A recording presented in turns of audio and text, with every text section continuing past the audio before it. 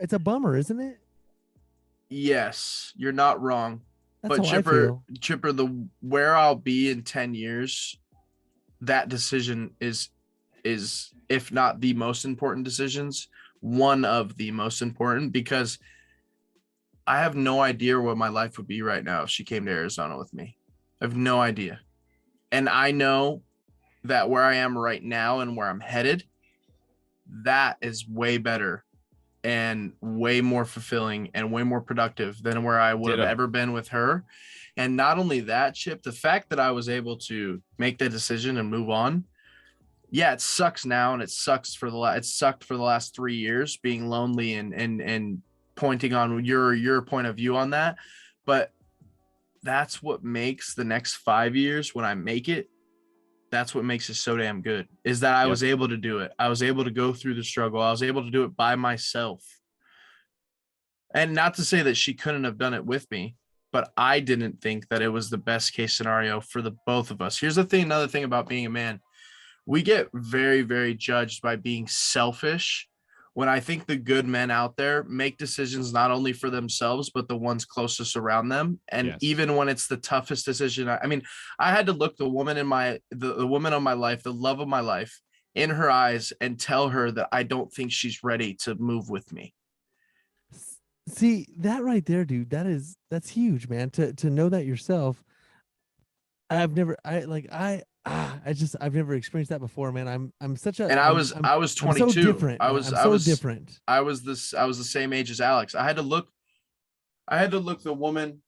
Let me just put this in perspective for you, who basically lived with me because her relationship with her father was sick, like not even close to healthy, not even close to anything healthy, sick.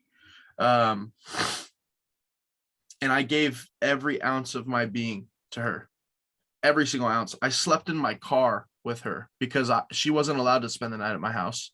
We weren't allowed to spend the night at her house, but she refused to go home. I spent the night on the streets of my city that I grew up with.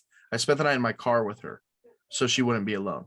So like, I had to look this woman dead in the face and tell her, you're not ready.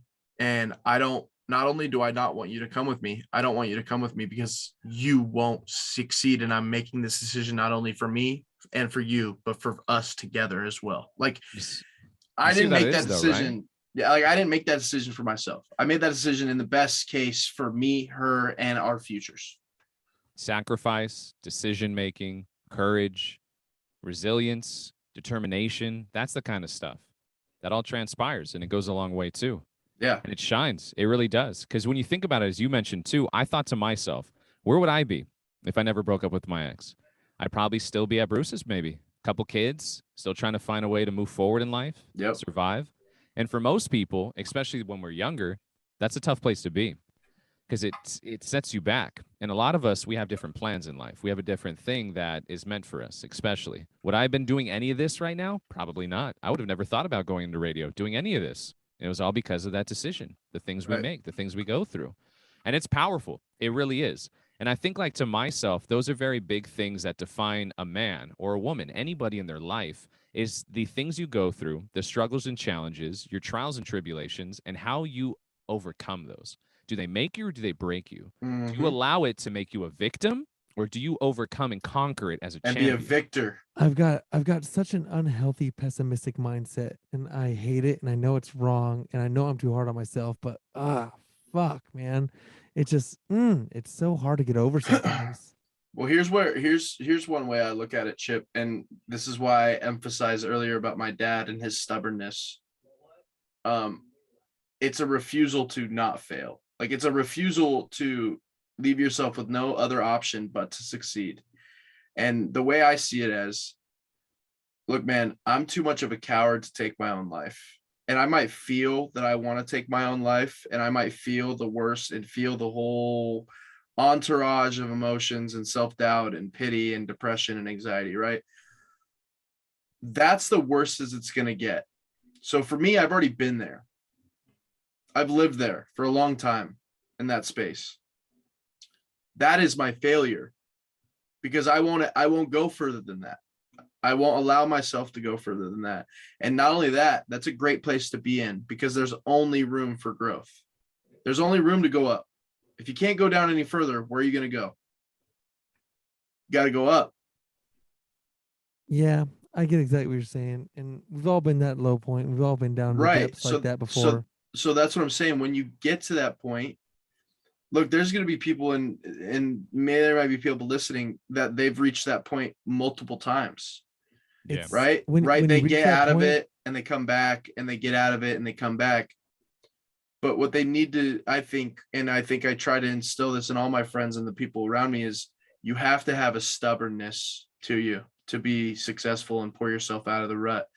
We deal with anxiety and depression, but a lot of it is self-inflicted. I'd say the majority of it is. Right. All of it. It's your choice how you take things. Right. 100%. And so the way for me, and what's helped for me is the way to get out of it is to not leave myself an option for failure, to not give myself Yeah. the choice of believing the self-doubt and whatever the case may be. I mean, I can use an example of plenty of things that I've tried and failed at. I mean, I was the baseball player kid growing up who did choir and was in drumline and did I theater. did choir too. How funny. And I also was a super video Choir game boys. guy. Yeah, I was a video game guy. I was a nerd. Like I was everywhere, right? There's so many things that I've tried that I haven't been good at. And it relates back to if you're not good at it, then that's fine. You have nowhere else to go but to get better at it. So you don't have like that eliminates the doubt of, oh, well, it can't get worse. Well, no, it can't get worse. Like it literally cannot because you're already there.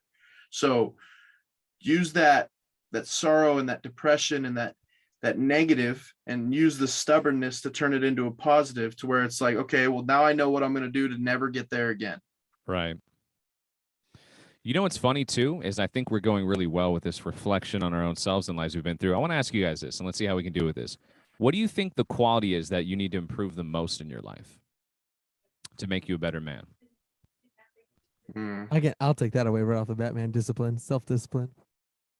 That's it. That's 100%, man. I've oof, goodness gracious. You are I'm gonna be so real with you. I don't have one that I need to work on. I have a plethora, and I think that doesn't mean that I'm not a good man because I believe in my heart that I am a good man. I just think that there's Sure. a lot more that I can improve on. I think being honest, and not to say I'm a liar, but being more honest in the sense of presenting how I really feel instead of sugarcoating things. Oh, dude, the white lies. The little Those white things, lies. gosh, dog. right. Yeah, like They're so trash. I catch myself doing it a good amount in the sense of like I just do it and it's a habit and it's not good. It's so easy. it's I think it comes from the, terrible. So I it comes think- from the I think- restaurant background. Yes, that Big is time. definitely because you got to fake it till you make it. So Yeah, that's you're the only way willing, you survive. you're willing to say anything and everything to survive, right? So that has definitely been a habit that I need to break. I also think I need to be more disciplined in the sense of just doing what I know I need to do. There's one thing to know that you need discipline, but discipline requires two things. It requires effort and direction. So you need to have the effort to do what you don't want to do, but you also need to know where you're going with that effort. And sometimes I have the effort and sometimes I have the direction, but sometimes those two don't match up. So it's not only the discipline, it's the consistency within the discipline that go hand in hand. What you got, Chip?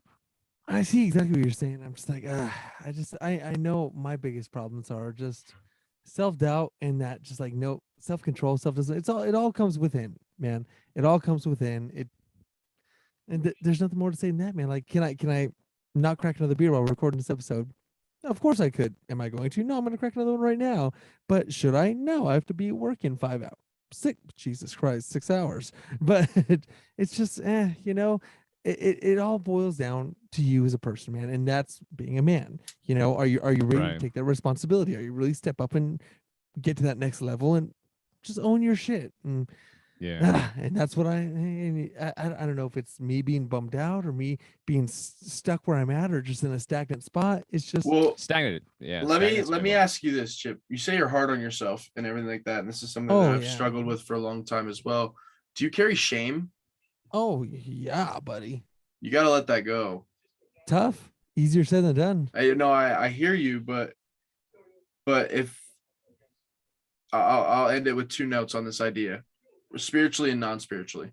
Spiritually, shame has already been taken care of.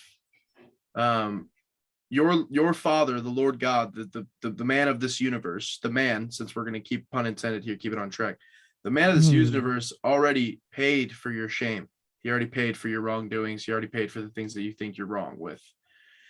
Non-spiritually speaking, shame does absolutely nothing for you except destroy opportunities and destroy not only yourself, but the ones around you. You just said it earlier in the podcast. You think that your family knows that Perky Chip is a facade. Perky Chip is shame. Yep. Yeah, and it's pretty obvious to see, I think. Now that Well, I'm I getting think older I and think stuff. I think the more you continue to be perky. I mean, I think Yeah. being perky is a part of your personality, but I think when it's a very noticeable perky when you're faking it and when you're actually just being Chip. Yeah. There's two different. It's easy to tell too. And I know you both know it. And it's the restaurant thing too. It goes back to the point you just brought up. The restaurant thing has allowed you to not only try and master it, but interpret it in the different ways that you do and present it in the different ways that you do. Yeah. So I think you carry a lot of shame. And I just think that, like, and this is something I deal with too, self-forgiveness is a powerful thing. And it's not powerful. I mean, forgiveness in itself is powerful, but sometimes when you want to forgive or you need to forgive, it's not for the other person, it's for you. Yep. Think of it this way, Chip. So a lot of people struggle with allowing themselves to not let others affect their mood or to affect the way they feel or their outcome or outlook on life. And so that is, in my sense, the ultimate form of slavery is when you allow somebody else to deter you or to control you emotionally, which drives your physical ability as well and your mental overall state. When you allow somebody to derive you of feeling a certain way because of what they do to you. So, for example, say somebody comes to your house with a gift. It's all packaged up and everything. And they're like, hey, Chip, I want to give this to you. And you look at them and you're like, no, thanks. I don't want the gift. And they're like, no, but it's for you. Take this gift. And you're like, no, I'm cool. I don't want the gift. Thank you, though. And they're like, okay. And then they leave with the gift. What if that gift is anger, aggression, despair, hatred, whatever it is, and they're trying to give it to you, and you simply just said, no, thanks. I don't want it. They leave with it then. Don't accept that stuff. Don't allow it to take it with you. Same with shame, doubt, regret, despair, whatever. Just let it go, dog.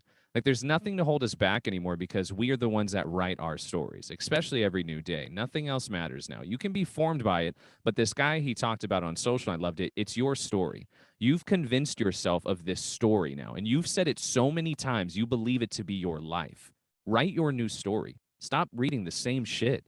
Stop talking about the same shit. It's not there anymore. People want to get caught in this like victim mentality of like, I've been hurt. I've done this. You know how many girls have hurt me? Okay, cool. Write a new story. Be a better man. Find a better woman. Like, it's how it goes. We're so much just captured, like encapsulated as being this victim. Like, I'm hurt. So what? Let it off, go. rub some dirt in it, buddy. Yeah, bro. Like, it's time to Well, live. it's okay to be hurt. That's not what Alex is saying, but Yeah, I'm not saying it's okay. But I know think exactly. to elaborate on the point, it's like we all deal with it, and we Sure. all can't just let it ruin us. Like, we all have to figure out how to individually get past it. And Absolutely. at the end of the day, this victim mindset leads to a societal idea that everybody is out to get you and everybody's evil, when really the reality is we're all out here just trying to make it. Like, we're all 100%. just out here trying to make it. We're really all on And- the same team, man. We're all and- on the and- same fucking team. And man. honestly, bro, I go out and I open the door for anybody and everybody. It's just kind of my thing. Like, we're all just out here trying to live amongst each other. And the Yes. last thing that we need to do is continue to hold ourselves back because of the lies that we've created in our heads. Yes. So this is the fun one, guys. And I really want to focus on this one because this will say a lot about society and the way the world's going. Do you guys have anybody non-family, men-wise, man, that you look up to, that you aspire to be? Somebody Oh, that you yeah. see and you're like, okay, give 100%. me somebody, Chip. Who you got? Oh, one of my best friends, man. Eric Okay. Castro, man. Why One of is my- that? He's just such a good fucking person, man. Like, just friend wise to and through. I've known him for about 12 years. I met him when I first started working at my very first restaurant, Bob's Big Boy. Sat